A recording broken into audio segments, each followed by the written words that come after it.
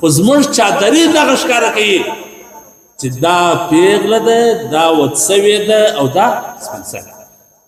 ما ته یو چا وویله ول دا ته یو چا خپلې لوڼې راباندې کړې ولې ولا لور یې چادري راخیستې وه ولا پلار دا وغورځه تا بیا څه ټیم په سر دا ته د دې چادري نه غورځئ، دا ته د دې عزت غورځئ.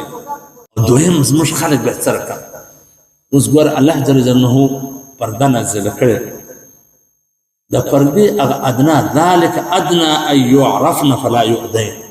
د دې هغه شنې ګټې چې شته چې مثلا دا ده چې دا څوک ونه پېژني، یعنې دا پېژندګلوي څه رقم چې دا څوک را روانه.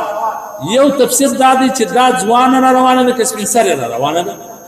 زموږ چادري زموږ پرده دغه و خلکو ته وښیي چې دا پیغله ده، دا ود سوې ده او دا سپین سرې.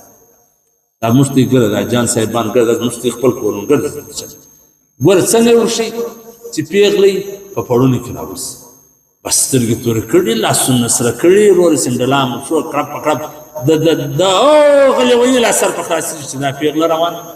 چې واده شي بیا هغه چارده نماز په سر کې نه دی، هغه تور کوټي چادري چې ورته وایي چې دا چارده نماز په سر کې سړی په دې پوهېږي چې دا تازه ود سوې چې زړه سپین سرې شي چې نه مخ د کتوی نه لاسونه د کتوی نه د پښې د کتوی هغې نو غاټه چادري کړي چې دا چادرۍ سزا معلومېږي چې دا زړه روانه. نو د پردې کومه پیدا شوله، دا ستا د چادرۍ کومه پیدا شوله. فتاوی د علوم ذکریا لیکلي چې د چادرۍ مقصد دا دی چې د ستا عزت خوندي، ستا پرده خوندي.